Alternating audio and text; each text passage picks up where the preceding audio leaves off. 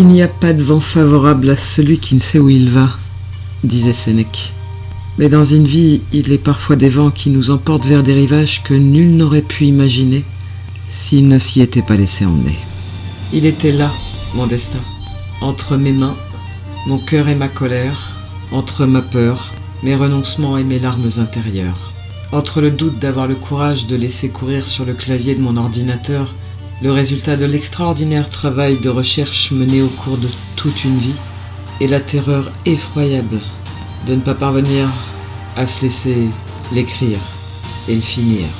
Entre une scolarité bouleversée, un parcours atypique, un esprit critique et une solitude invétérée, j'ai choisi mon chemin, celui qui conduit vers la vie. Je n'aurais jamais pu imaginer où mon parcours et mes expériences me mèneraient, ni la valeur d'études et d'analyse exploratoire que ces expériences auraient, et le rôle prépondérant qu'elles joueraient un jour dans ma vie.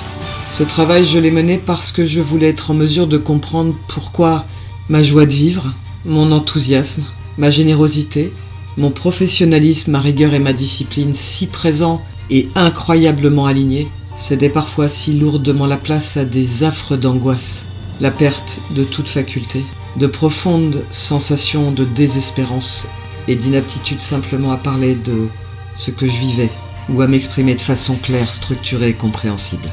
Adolescente, et même un petit peu plus tard, j'ai voulu mourir.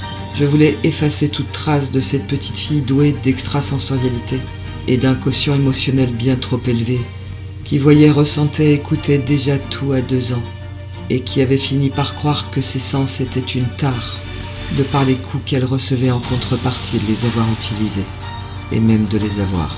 Je me suis fracassé le cœur et le corps à grand renfort d'injures, de gifles sur mon visage, et de coups de poing dans les murs, pour avoir moins mal. Du mal que je subissais, et que tout mon être ressentait, et pouvoir me rencontrer, me respecter, et être fier de qui je suis. Je ne savais pas. On ne m'avait pas appris à vouloir avoir le bonheur d'être né, et la douceur au cœur de mes mains, au cœur de mes mots. Il m'a fallu des années, puis des mois, pour ne pas être terrorisé à l'idée de vous partager, vous faire vivre et ressentir les recherches que Yoriken a menées, et les découvertes insensées, mais néanmoins incroyables, que nous avons faites au cours de ces 10 dernières années. Pour écrire toute cette histoire, et même pour l'explorer et la travailler, j'ai renoncé à vouloir croire que j'étais la cause de tous les maux des personnes que j'aimais, qui m'entouraient. Sur ce parcours, j'ai dû regarder, scruter, décortiquer et disséquer non seulement chacune de mes errances, mais également toutes mes obscurités, chacune de mes facultés, chacun des coups et des violences de mon enfance, chaque situation répétée qui leur ressemblait. J'ai supporté l'insoutenable, l'insupportable, l'intolérable, l'inacceptable et même l'effroyable, pour rencontrer le merveilleux, l'incroyable et l'admirable. Juste parce que j'ai voulu croire en ce que je ressens, vois et comprends depuis que je suis enfant quand je regarde au cœur de l'atome, au cœur de la vie, au cœur de l'être, au cœur de l'autre, et que j'y vois des meurtrissures, des douleurs et des silences, d'impressionnantes et éclatantes valeurs, d'exceptionnelles et uniques capacités, des couleurs jamais dessinées que seule la nature est capable de créer. Je dédie ce travail à l'enfant que j'ai porté, aux enfants, à tous les enfants, à celles et ceux qui ont croisé mon chemin depuis l'enfance, et à celles et ceux qui m'ont permis, de par leur présence, leurs questions, leur partage, leur dépassement, leur douleur, leur déni, leur banalisation, mais aussi leur rancœur et leur violence, de toucher au plus profond de nos sens, et de leurs facultés et langage sensoriel insoupçonnés et si difficiles à déceler. Qu'ils sachent que nos sens ont la capacité et la sensitivité que nos sociétés ignorent encore, et que cela vaut vraiment la peine que je me dépasse et me batte depuis l'enfance pour les explorer et les rencontrer, et nous offrir une chance d'être nous-mêmes sans faux semblant, complaisance ni obscurité. J'ai conscience du temps que dure cette vidéo, premier volet d'une longue série sur le sujet. Mais j'ai aussi conscience de la teneur des recherches et découvertes qui ont été faites, et du temps qu'il est nécessaire pour les comprendre et découvrir nos incroyables différences et les multiples langues que parlent nos sens. Et si ces découvertes ont changé ma vision et mon regard sur les autres, sur le monde, sur moi, sur ce que nous vivons tous les jours et pensons si fermement savoir de nous-mêmes, des autres, elle pourrait potentiellement changer aussi à tout jamais la vôtre.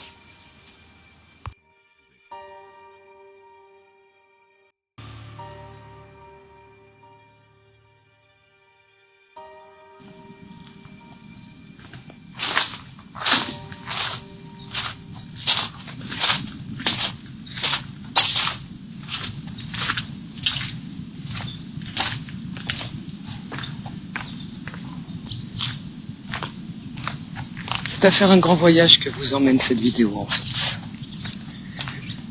Vous ne savez pas très bien pourquoi vous avez cliqué dessus. Détends-toi, Claire. Détends-toi. Ça sert à rien de stresser comme ça. Tu vas là où tu vas. Quel courage que tu as eu.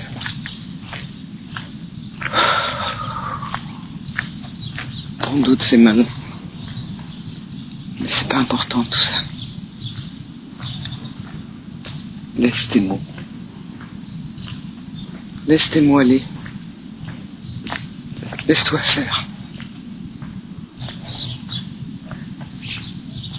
Laisse-toi t'emmener.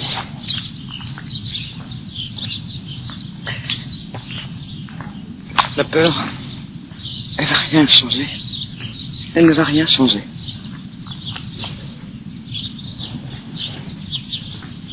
Ça fait tellement longtemps que je suis sur ce chemin du vivant. Un chemin qui m'a emmené bien plus loin que je n'aurais pu imaginer. Et ce voyage, je vous y invite en fait. Vous allez faire le voyage d'une certaine façon, tel que moi je l'ai fait, au fil de ces années. Il n'y aura pas de musique pour accompagner mes mots. Et pour cause. Autant utiliser nos sens, ce qu'ils ont de plus précieux, de plus exceptionnel, de plus extraordinaire, de plus violent aussi. Ce voyage auquel je vous invite aujourd'hui, c'est un voyage dont on ne revient pas indemne. Mais par contre, j'ai vraiment eu du bonheur à le faire, et j'aurai du bonheur à le faire jusqu'à la fin de mes jours. En tout cas, d'utiliser mes sens, ceux que j'ai aujourd'hui, ceux que j'ai toujours eu dans ma réalité, depuis le plus loin que je remonte en fait. Quand j'étais enfant, à l'heure où les autres font la sieste, ce qu'on essayait de m'obliger de faire, j'écoutais les sons.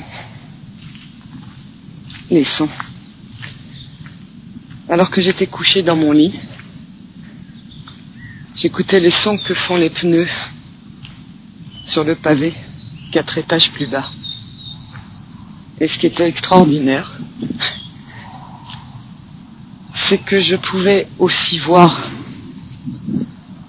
ce que je ressentais en fait à l'intérieur et ce que j'écoutais. Je voyais le pneu en contact avec les pavés. Je voyais sa matière. La vitesse à laquelle allait la voiture également. Ça a été ma première découverte. Le son donne naissance à la vision.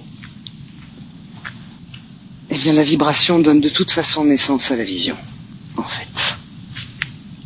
Et aux sensations.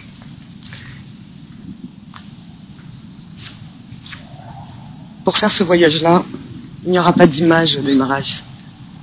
Juste les sons de la nature qui m'accompagnent. Et que vous écoutez également, en cet instant. Le bruit de la vie. Le bruit et le son de la nature qui m'environne. Ce voyage auquel je vous emporte, si vous voulez bien m'accompagner, parce que nul n'est obligé. Nul n'est obligé d'accompagner qui que ce soit.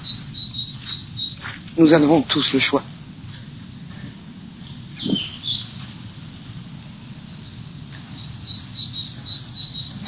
le choix d'écouter, de voir, de ressentir. Ce voyage, pour moi, il a démarré quand j'avais effectivement 2 ans, en tout cas du plus loin que je remonte, au niveau de ma mémoire. Les sens, en tout cas les miens, je les ai toujours utilisés, toujours. Du plus loin que je puisse remonter, mes sens sont au cœur de ma vie. Ils sont mon meilleur allié. Je les écoute toujours aujourd'hui. Ils m'ont conduit jusqu'ici, en tout cas aujourd'hui, à vous parler. Parce que je n'imaginais pas qu'en fait, mes sens avaient une différence. Une sacrée différence. Je ne savais pas et n'imaginais pas non plus que nous ne les utilisions pas tous de la même façon. Que cette façon que j'ai d'écouter, de voir et de percevoir l'information n'est pas équivalente à d'autres personnes. Quand j'étais enfant, je pensais que comme nous avions tous 2 yeux, 2 oreilles, une bouche, un nez, et mis à part si nous avions une difficulté pour voir ou écouter, ou parler, je pensais qu'on avait tous la même façon, regardez, de ressentir aussi. Mais c'était pas la vérité. Et ça ne me sera jamais. Du plus loin que je remonte, en fait, effectivement, j'ai toujours utilisé mes sens. Qu'est-ce que ça veut dire avoir des sens? Tout le monde se dit, bah oui, bien évidemment, on voit pas tous la même chose, on n'écoute pas tous la même chose, on ressent pas tous la même chose. Ouais, c'est sûr, c'est certain. Mais que savez-vous de ce que l'autre voit, ressent et écoute en cet instant? Certains qui écoutent le bruit, le son du vent, des oiseaux, voient exactement où je me trouve. D'autres écoutent où se portent mes pas, en fait. Dans quelle direction ils vont. Si je suis ici aujourd'hui, c'est certainement pas à un moment donné pour vous parler de quelque chose qui existe déjà, que vous connaissiez déjà. Je ne suis pas connu pour communiquer sur les réseaux sociaux. En aucune façon. Non. En aucune manière. Je ne communique que s'il y a véritablement quelque chose, une matière première, qui puisse intéresser, potentiellement, ou vous faire ressentir quelque chose de différent que ce que vous avez eu l'habitude de lire, d'écouter, de voir ou de percevoir. Quand j'étais enfant, et toujours aujourd'hui, je croyais que tout le monde avait la même façon d'être, les mêmes manières. Ce qui était impressionnant, c'est que j'utilisais mes sens et que je voyais bien qu'ils avaient des différences, ces sens. Au point que ça me panique à des moments d'en parler. Si j'ai choisi de ne pas mettre des images dès le démarrage de cette vidéo, c'est tout simplement parce que je sais que vous aurez une parfaite représentation de ce qu'il y a autour de moi parce que vous avez des sens. Parce que vous pouvez soit ressentir, soit écouter, soit voir la nature environnante. Dans les faits, aujourd'hui, j'ai mené un travail ces 30 dernières années, mais particulièrement ces 12 dernières années, pour comprendre ce qui m'arrivait, pour savoir exactement comment il était possible que je puisse écouter des problématiques au cœur d'une machine, voir l'image où était le problème d'origine, sans que pour autant je sois à proximité de cette machine. Pour être plus clair, je vais vous donner un exemple. Il y a plusieurs années, je suis au volant de ma voiture, de retour vers mes bureaux. J'avais plusieurs centaines de kilomètres à faire et un client me contacte par téléphone. Oui, je sais. Mais j'étais en Bluetooth. Et ce client m'explique, ils sont dans l'industrie et dans la production de systèmes de fixation. Et ce client m'explique qu'ils ont une casse systémique quasiment au niveau de jonction de la tête de vis avec la partie fixation vissée et taraudée, et que ça casse net, et que la casse est bien trop importante pour qu'il n'y ait pas un problème qui par contre il n'arrivait pas à répertorier. Donc je suis au volant de cette voiture, et alors que ce client est en train de m'expliquer, je vois la route, mais une image se superpose. À la fois je vois la route, et je vois également la vis qui se casse. Et ça va aller très vite. Ça va aller très vite, je remonte cette ligne. Donc je passe par différentes machines-outils, 2 exactement. Et ça me ramène immédiatement à la source du problème. Donc j'ai à la fois la représentation de la route, et je conduis, mais également j'aurai la représentation exacte de la chaîne de production et du problème d'origine. Le problème d'origine étant à ce moment-là la bobine d'acier qui, en son cœur, n'avait pas au final été correctement brasée. De l'extérieur, on ne pouvait pas voir. Par contre, ça m'a emmené exactement au cœur de cette bobine d'acier, où je constate, alors que je conduis, que le centre le cœur de cette bobine est en fait de la poudre de métal. Et que bien entendu, il n'y avait aucune possibilité que la vis, qui n'avait pas été brasée en son centre, puisse ne jamais casser. Mais moi j'étais habitué. D'ailleurs, on me contactait que pour ça. Depuis que je suis enfant, on me contacte pour ça. Déjà toute petite, c'était comme ça. C'était comme ça, et pas que là. Un jour, en étant au parc Astérix, voilà, je me rends avec des amis au parc Astérix, hein, et puis nous arrivons en premier au Delphinarium. Et j'écoute le son des dauphins. Et je m'effondre. Je peux plus m'arrêter de pleurer. J'ai mal partout. Ça m'arrache tout l'intérieur. Parce que je viens d'écouter ce qu'ils sont en train de chanter. À l'heure où nous fabriquons des intelligences artificielles pour communiquer avec les grands cétacés, nous avons oublié la valeur de nos sens et de nos formes de langage sensoriel. C'est à ce voyage-là que je vous invite aujourd'hui, en fait.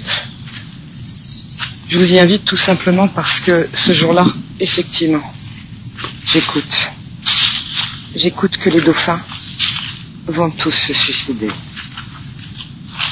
Et j'ai été obligé de quitter le parc. J'ai essayé d'abord de me dire que je pourrais intervenir. J'ai une 20aine d'années. Je regarde partout autour de moi à qui je pourrais parler pour empêcher ça. Mais Je savais pas qui m'écouterait. Je savais pas qui pourrait imaginer qu'on puisse écouter chaque vibration, chaque son,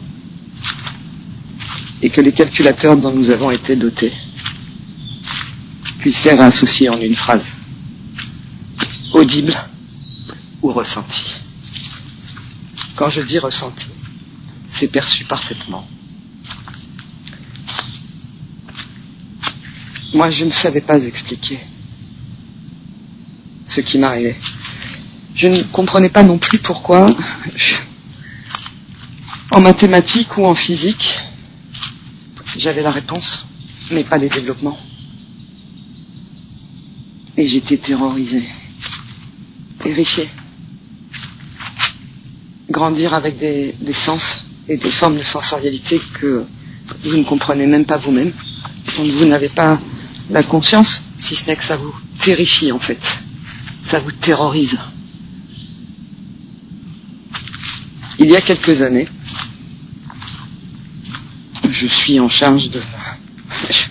J'ai développé le marketing stratégique dans un des grands cabinets de conseil pour lequel je travaille.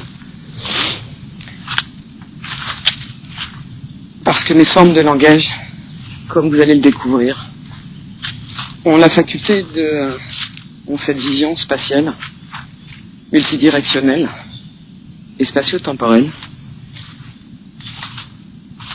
qui est à la faculté une autre forme de vision que je vous expliquerai plus loin dans cette vidéo, ont la faculté de pouvoir consolider et consulter des dizaines de milliers de documents en un temps record.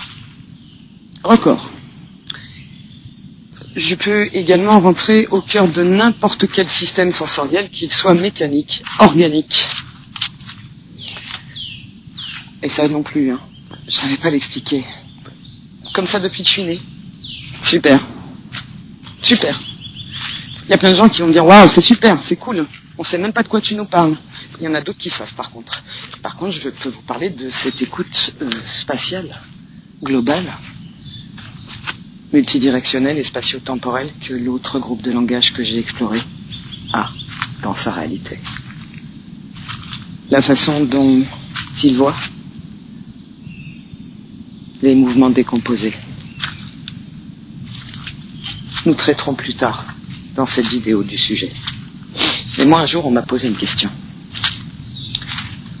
On m'a demandé comment je faisais alors que 5 minutes avant un rendez-vous client, on me contactait pour me demander qui était le client, comment il fonctionnait, quel était son agenda stratégique, quelles étaient les problématiques de son entreprise.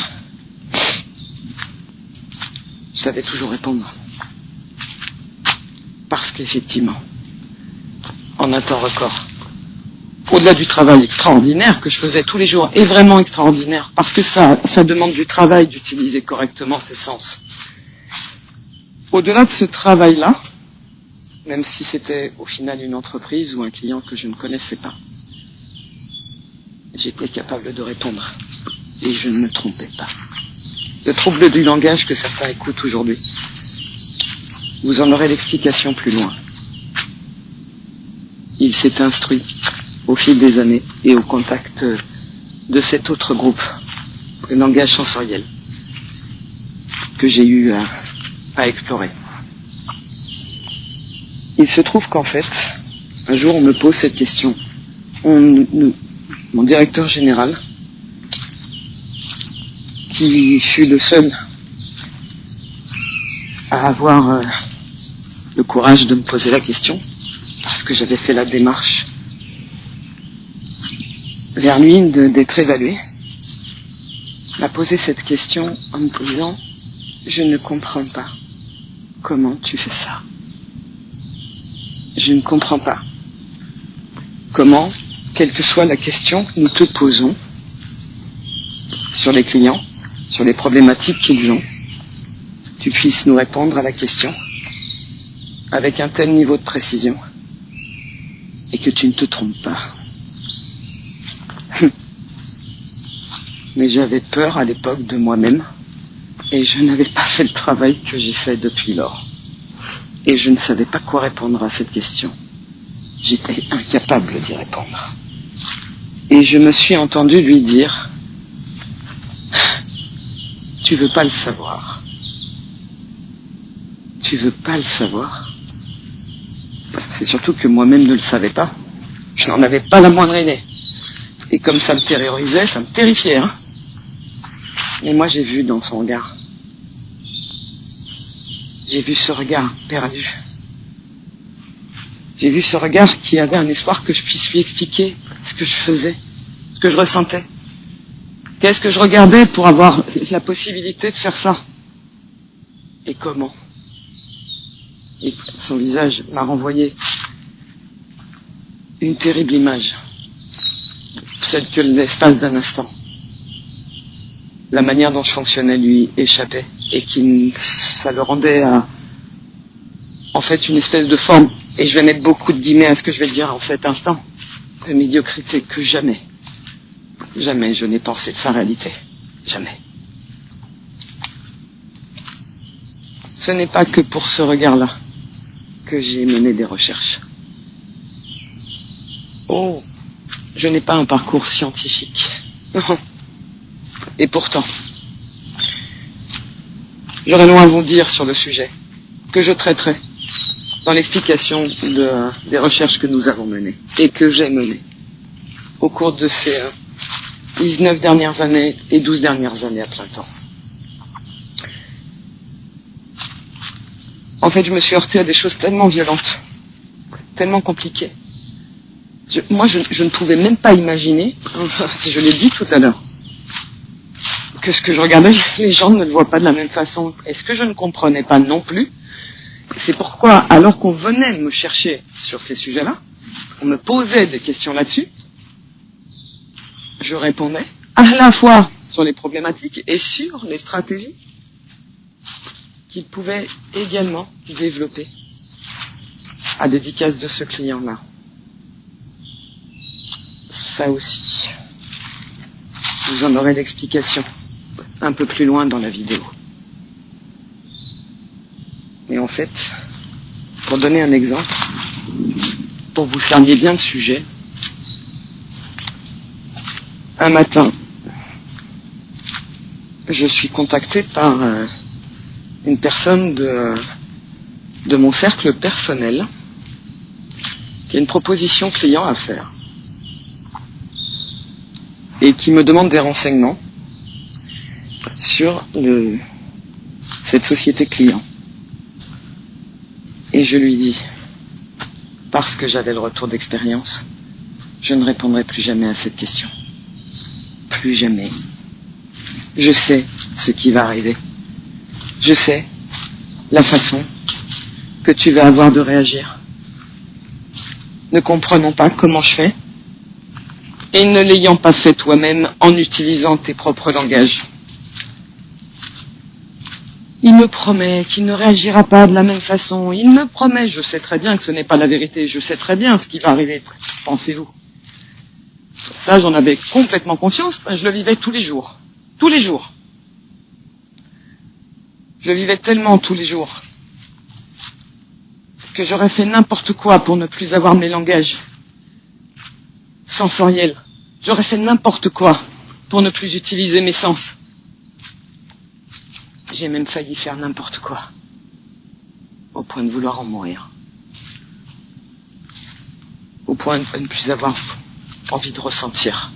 Et je ne suis pas la seule. J'ai accompagné tout au fil des années ces deux groupes de langage que j'ai explorés, pour deux raisons différentes. L'un a envie de mourir de ce qu'il ressent, tellement il a mal de ce qu'il ressent, tellement il n'est pas accueilli, et l'autre ne parle pas. Ne parle pas de ce qu'il voit, mais le plus intéressant, c'est de ce qu'il écoute en fait. Alors ce matin-là, bien que je sache ce qu'il arrivera, cette fois-ci, il me faut une réponse à la question. Alors je vais, en une demi-heure de temps, répondre à cette question. Vous savez comment? C'est que ma vision, mon écoute et mes perceptions me permettent effectivement de rentrer à de grandes distances, au cœur d'un système organisationnel. Organique, puisqu'il est composé d'êtres vivants. Et j'écoute les mouvements de l'entreprise, là où elle en est. Et oui, il y a ceux qui sont ainsi. Et il y a ceux qui sont de cet autre groupe de langage que j'ai exploré. Et je réponds donc ce qu'il est en train d'arriver dans l'entreprise et également la stratégie qu'il serait nécessaire de leur présenter. En tout cas, les orientations et alternatives de développement qu'il serait possible d'utiliser compte tenu de leur agenda stratégique et des problèmes qu'ils rencontrent. Mais bien évidemment, ce que j'avais pressenti, c'est véritablement arrivé. Oh, l'effet miroir n'a rien à voir là-dedans, hein. Je crois que le prochain qui me parle des effets miroirs, je vais lui expliquer nos formes de langage, d'accord ? C'est-à-dire un moment où c'est bien gentil, ces effets miroirs, comme tout ce que vous pouvez voir sur Internet, tout ce que vous pouvez écouter aussi. Mais ce qu'il est intéressant, c'est de connaître véritablement ce qu'il se produit. Et moi, j'ai voulu le comprendre. Parce que ce jour-là, je me fais cogner 1 milliard de fois plus fort encore que ce que je n'avais déjà vécu auparavant. Sauf que là, j'étais véritablement déterminé à comprendre la vérité. La vérité. Pas la vérité absolue, pas quelque chose qui sort de n'importe où, non. Quelque chose qui me puisse m'expliquer d'un point de vue scientifique pourquoi ça se passait ainsi et qu'est-ce qu'il se produisait. Et moi, je suis allé le chercher. Parce que ce jour-là, je trouve inacceptable, intolérable, que parce que nous avons des langages différents, que nous utilisons nos sens différemment, nous nous permettions, sans connaissance de cette réalité-là, de cogner sans vergogne sur d'autres personnes qui n'ont pas les mêmes que nous. Juste par méconnaissance, juste par croyance.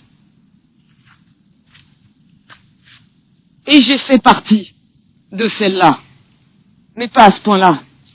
Mais malgré tout, par méconnaissance, j'ai cogné sur d'autres sens, d'autres formes de langage sensoriel.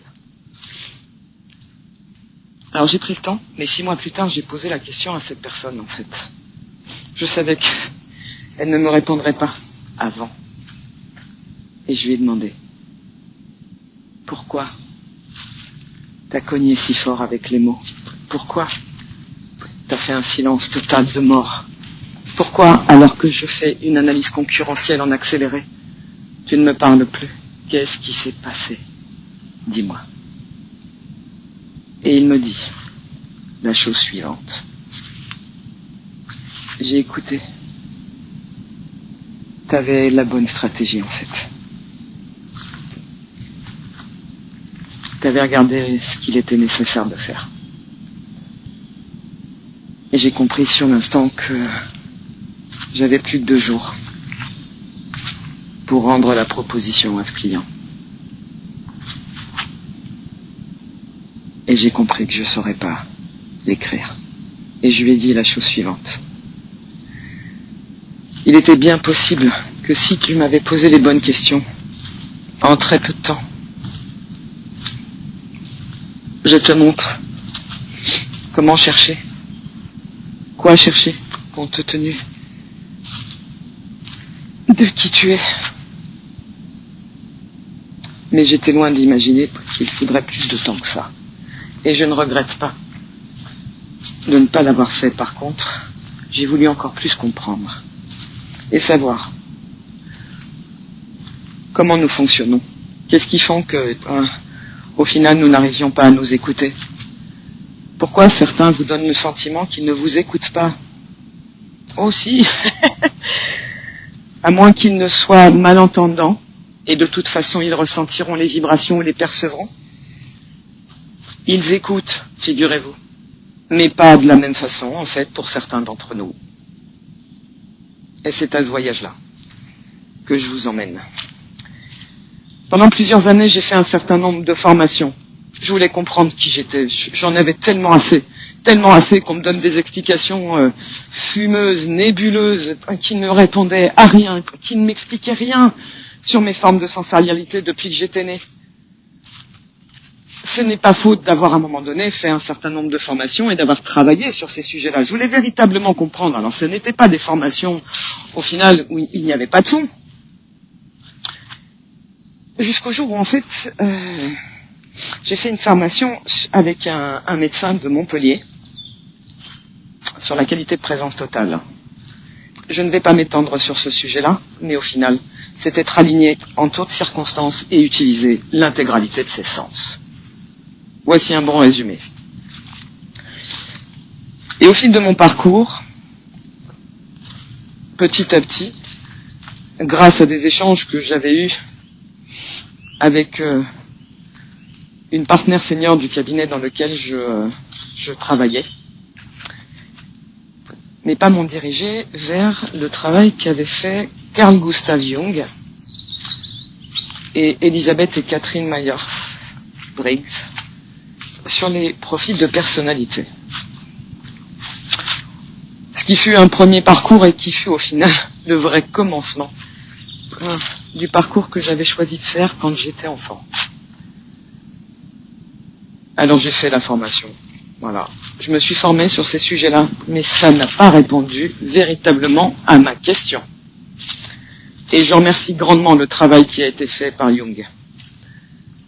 Si je me reconnaissais dans certaines réalités, j'avais déjà compris que nous étions différents, mais au final, si ça m'a donné, si cette formation m'a donné un certain nombre de clés, elle était loin de me donner les clés sur mes véritables facultés, et encore moins sur qu'est-ce que je faisais, comment je le faisais, puis alors encore moins de pouvoir l'expliquer.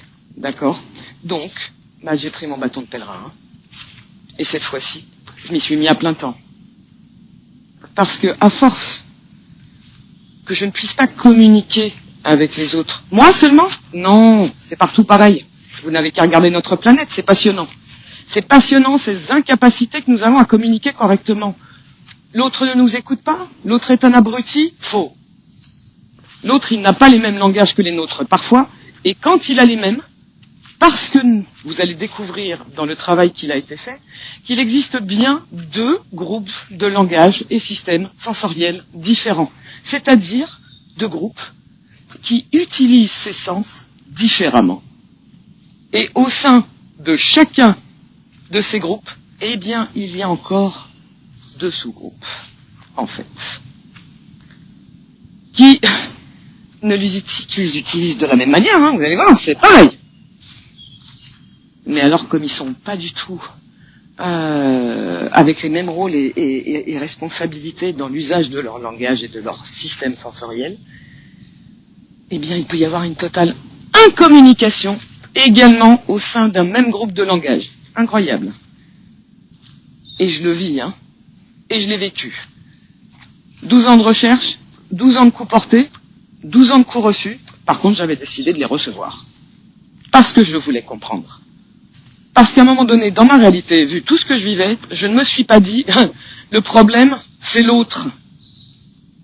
Ah oui, c'est à bon dos l'autre, parce qu'au bout d'un moment, quand c'est général, ou alors, moi, ce que dans mon groupe, on se disait, je suis le problème.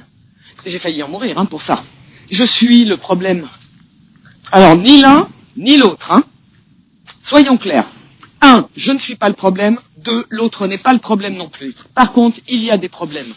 Il y a quelque chose que je ne vois pas. Et moi, quand je ne vois pas, quand je n'entends pas, quand bien que j'ai cherché partout des explications, j'ai travaillé sur énormément de domaines de recherche, énormément de thèses. J'ai travaillé sur la cinétique. J'ai travaillé sur des domaines que vous allez voir touchent très près. Les propres langages sensoriels, en fait. Mais moi, j'avais toujours pas la réponse à cette question. Qu'est-ce que j'allais expliquer à mon ancien directeur général? Qu'est-ce que je pouvais dire aux jeunes que j'accompagne tous les jours? Un exemple? Qu'est-ce que je dis à mon étudiante en architecture qui travaille en binôme à l'heure actuelle sur un projet? La personne en binôme avec elle est chargée de dessiner les plans. Ils se réunissent et ce binôme montre les plans à mon étudiante. Mon étudiante voit et lui dit, écoute, je sais pas t'expliquer, mais il y a quelque chose qui va pas dans le plan. Elle lui dit, faudrait changer telle ombre, telle ombre, telle ombre. Alors, il les change. Et puis elle m'en parle, parce qu'elle sait les domaines de recherche sur lesquels je travaille. Et elle me dit la chose suivante. Elle me dit, il n'a pas cherché à comprendre, et il a reporté ce que je lui disais de faire, sans chercher plus loin. Et je lui dis, alors, déjà, il n'a pas reporté sans chercher à savoir plus loin. Il a écouté, en fait, quand tu lui as dit qu'il y avait un problème d'ombre, que c'était la vérité que tu lui disais. Mais comme tu lui as probablement pas expliqué ce que tu voyais, tu n'as pas pu lui expliquer toi-même. Et donc lui ne saura jamais. Mais tu le juges sur une de ses facultés et un de ses langages sensoriels les plus avancés. Celui d'écouter la vérité et de l'entendre raisonner. Et alors qu'elle parlait avec moi, je vais lui faire mettre en mots ce qu'elle a véritablement vu en la faisant ralentir sur sa deuxième forme de vision et sur sa perception sensorielle. Et là, elle va m'expliquer. Et je ressens à distance, alors qu'elle est à 600 km de moi, la peur qu'elle ressent à l'intérieur. Et oui, vous allez découvrir que c'est possible. Plus que possible. Dans mon groupe et mes formes de sensorialité, c'est un résultat permanent. Permanent. Nous pouvons percevoir et ressentir à des kilomètres et des kilomètres de distance ce que l'autre ressent. En termes de sensations. Dans l'autre groupe, lui, bien qu'il n'ait pas les mêmes langages sensoriels, eh bien, il ressent les émotions et devient cette émotion immédiatement. Et il est convaincu que c'est lui qui a cette émotion-là. La plupart du temps, c'est une émotion qui lui donne le sentiment d'être perdu totalement. Et cette étudiante m'a expliqué. Et au moment où elle me l'explique, elle a effectivement peur. Je ressens sa peur. Et je lui dis, qu'est-ce qui fait que tu as peur ? Elle me dit, j'ai peur parce que je viens d'écouter que j'avais pas su expliquer à mon binôme, que je l'avais laissé là tout seul, sans comprendre ni savoir. Tu ne pouvais pas le savoir. Tu n'accédais pas encore. Cette vision rapide que tu as utilisée a vu qu'il y avait un problème d'ombrage, mais par contre tu n'avais pas compris. Donc tu ne pouvais pas l'expliquer. Et vous savez, le gros problème de nos sociétés, c'est que bien évidemment pour accéder à ces langages, nous avons des formes de vision, des formes d'audition et des formes de perception différentes, mais nous en avons des ultra rapides et d'autres ultra lentes, qui ont besoin de temps, de tranquillité, de profond calme intérieur, pour que nous puissions véritablement les percevoir, les ressentir et les comprendre. Alors mon étudiante m'a dit, je voulais pas faire de mal à mon binôme. Je l'ai insulté d'une certaine façon, je l'ai critiqué, parce que il avait reporté, sans chercher à comprendre, ce que je lui avais expliqué. Mais c'est moi qui n'ai pas dit ce que j'avais vu, ni ce que j'avais ressenti et perçu. Alors elle est retournée le voir, son binôme, et elle lui a expliqué qu'en fait, elle avait compris l'orientation du bâtiment et également qu'elle avait vu la course du soleil et que le bâtiment qui était orienté plein nord recevait le soleil par l'ouest. Et son binôme lui dit, mais comment tu sais comment est orienté le bâtiment? Oh, d'aucuns d'entre vous pourraient me dire, parce qu'elle a été regardée sur Internet, ou sur Mappy, sans faire de publicité, ou sur n'importe quel, au final, site d'itinéraire. Faux.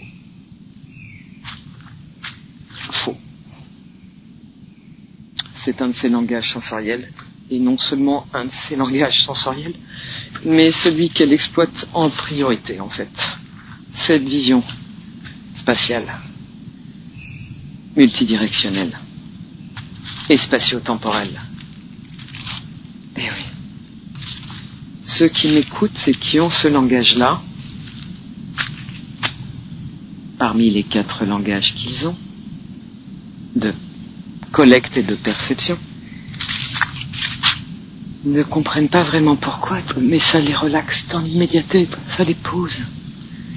Ils se sentent si tranquilles, si profondément tranquilles. Et cette vision-là, au fait, nous sommes à la vision. Ce que cet autre groupe de langage est à l'écoute globale, multidirectionnelle et spatio-temporelle,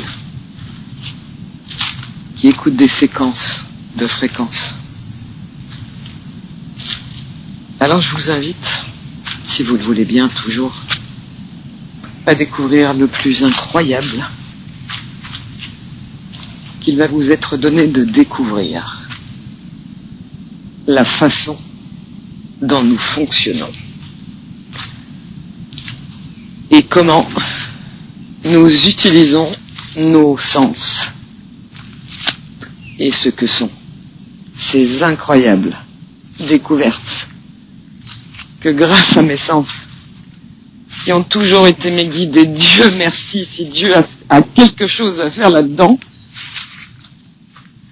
qui m'accompagne toujours aujourd'hui, parce que si je ne les utilisais pas, et j'ai une chance phénoménale, si j'ai voulu mourir pour ça un jour, parce que tellement j'avais mal de les avoir, je suis fier de les avoir, fier aussi du travail qui a été fait, fier des équipes qui m'accompagnent aujourd'hui sur ce chemin-là, parce que Dieu sait si c'est difficile, et Dieu de nouveau est de retour là-dedans. Je crois que ce n'est qu'une expression au final.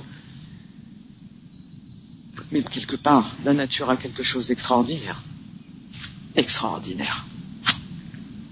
Et si j'ai fait le choix de véritablement mener les recherches que j'ai menées, c'est que de toute façon, je n'avais plus la possibilité de travailler au cœur d'une autre société que celle que j'ai créée.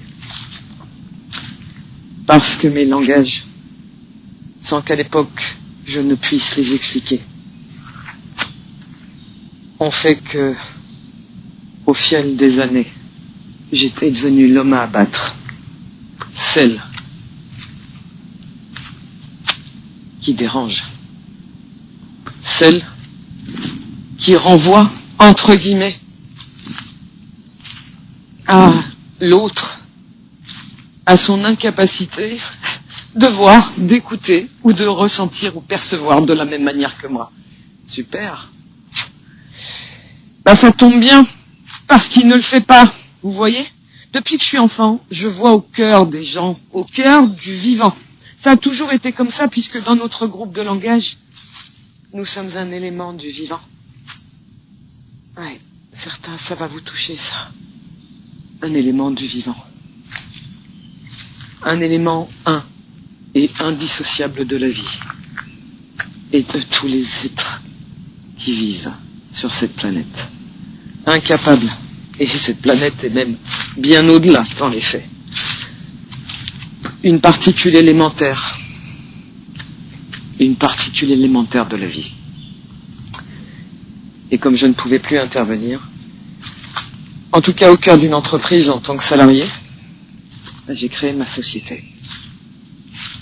Il y a 12 ans de ça. La société Yoriken. Bonjour. Je m'appelle Karine Julien. J'ai 56 ans.